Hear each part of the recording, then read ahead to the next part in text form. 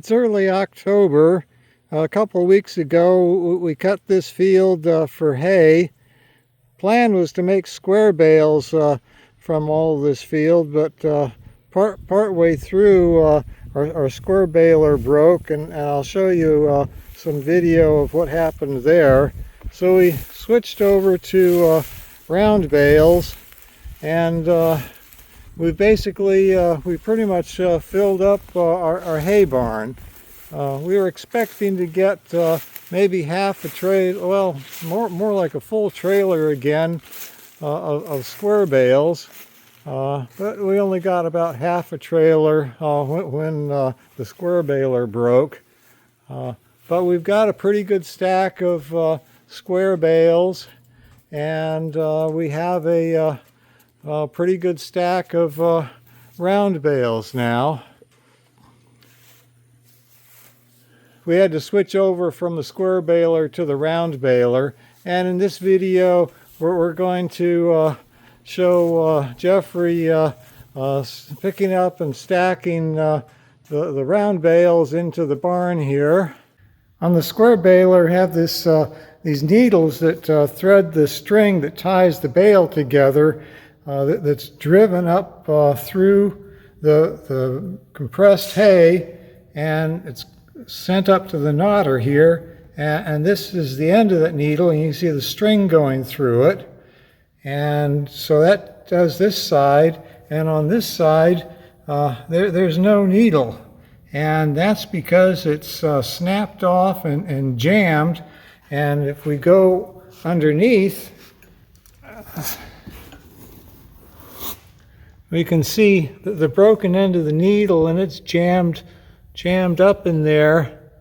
And so we have to knock this thing out of here, probably with a sledgehammer, and this whole carriage will then move back and get the other needle, which is up through here, going up through here.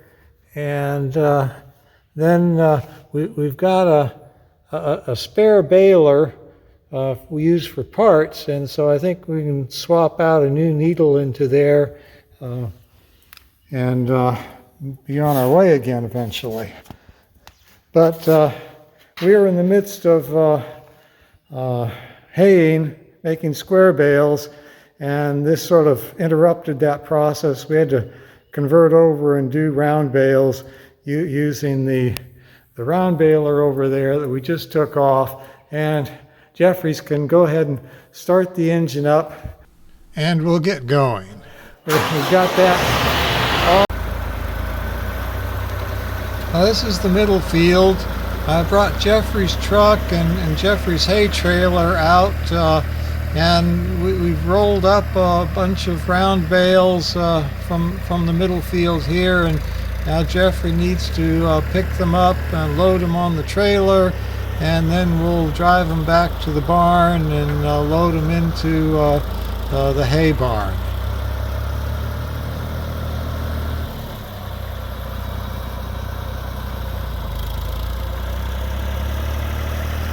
The bales themselves are stacked into a few rows next to where I've got the trailer. After baling, they're ejected from the baler at random spots around the field.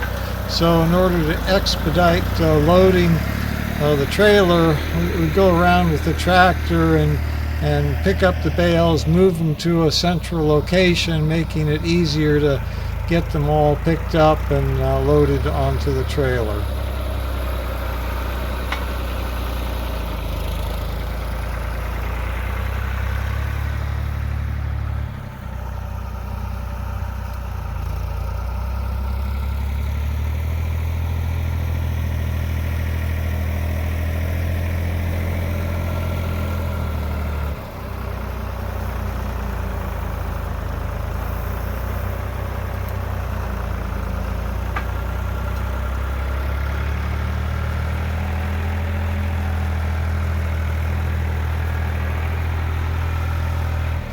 I noticed that spot of grass that looks like we missed cutting.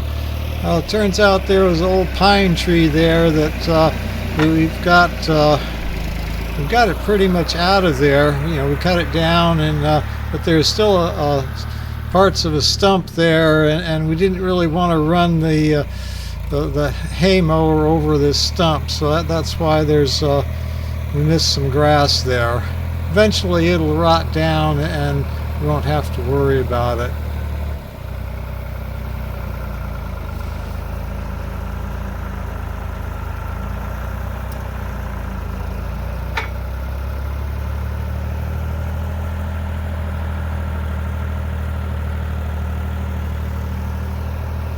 In the background there, you can see that what looks like a dead tree. That's a crabapple tree, and this time of year they've pretty much already lost their leaves and they're looking rather like they're ready for winter. But you know, we like to have these trees around. Crabapples, persimmon trees. They're nice for the animals to come out and get some food off of, and so, you know, they occupy a little space on what could have been easy to run hayfield, but you know, that's sort of the trade-off between trying to operate an efficient farm and also being in a place that's friendly to wildlife. So compromises must be made. And the reward for those compromises are seeing sights like this. These are some nearby turkeys that I happened to catch on camera with the male actually in full strut almost.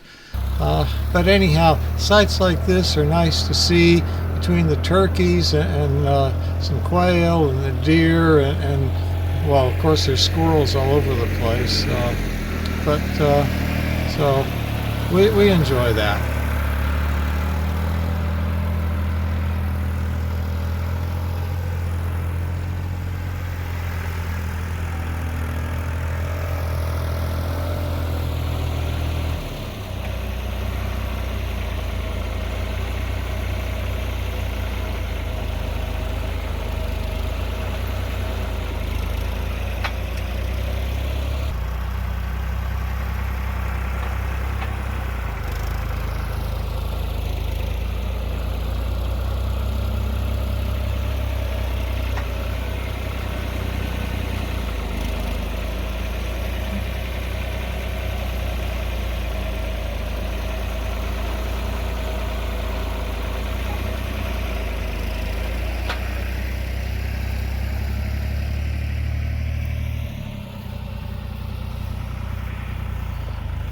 Okay, so that's everything out of this field.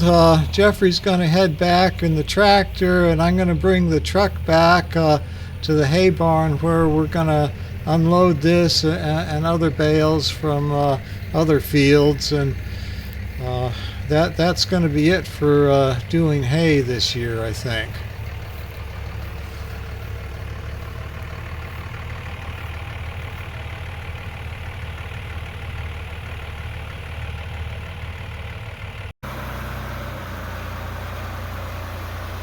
Well, we're back at the hay barn. Jeffrey's unloading the trailer. He's got another bale on the back of the tractor on the hay buck, as we call it. That's there for a little counterweight on the back of the trailer, keep the back end of the trailer down a little bit as he's moving the hay bales around.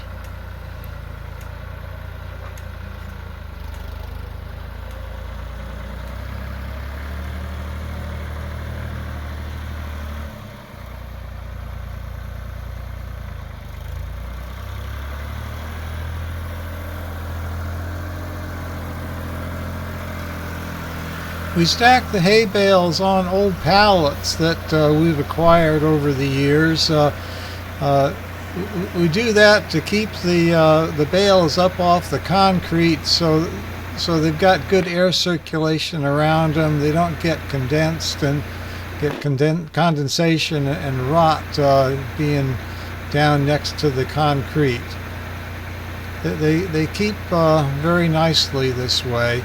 There's been times where we've had old bales that are still in good shape after 2 or 3 years in the barn here. It's not optimum waiting that long to feed them, but at least they haven't rotted out and gone moldy on us.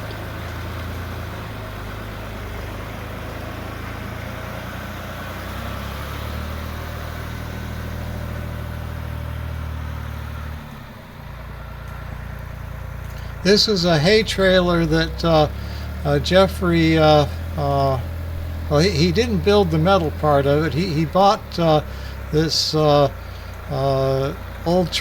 hay trailer that a friend of ours had put together, and it was mostly just welded up metal, and the frame was there in good shape.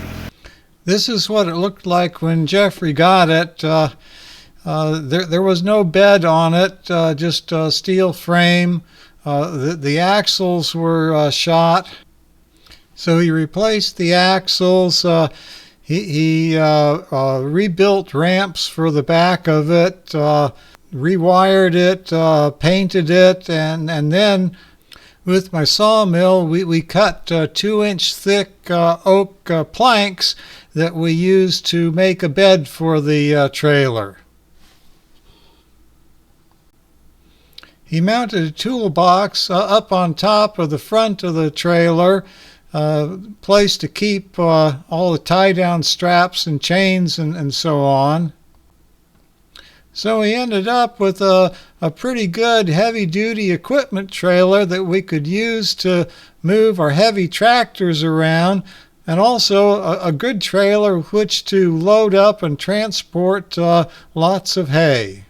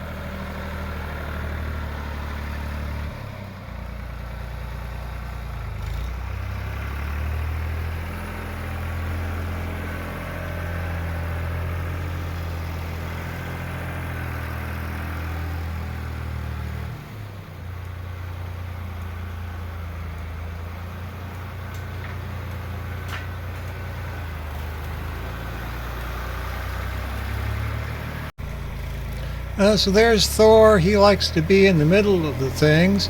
And the ramps, see how they're braced up like that? That makes a very nice way to close off the end of the trailer for hay round bales that could potentially roll out. So instead of having to put a strap around the back, those ramps make a secure place to hold the hay.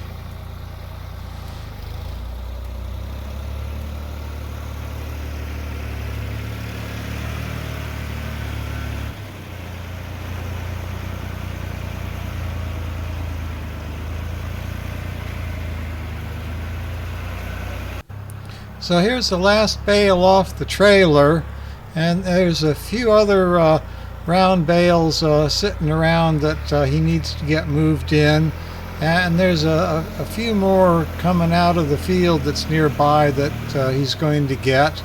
And as usual for hay operations, we end up working till very late in the day. So here's kind of a blurry picture of Jeffrey and the tractor bringing a couple bales in from the field just next to the hay barn. And we're starting to see a good sunset, and this next picture shows what things really can look like towards the end of the day. This is reward for hard work all day. Outstanding sunset. So it's really nice. The next day I came out and toured around the hay barn, got some video of our hay crop for the year. I think this is all we're going to do. I think we've got enough hay here between the round bales and the square bales. They're in the pile over here. I think we've got enough hay for the sheep to take care of us for the year. So this is the end of this video. Thanks for watching Longleaf Sheep Hill Ranch. See you next time.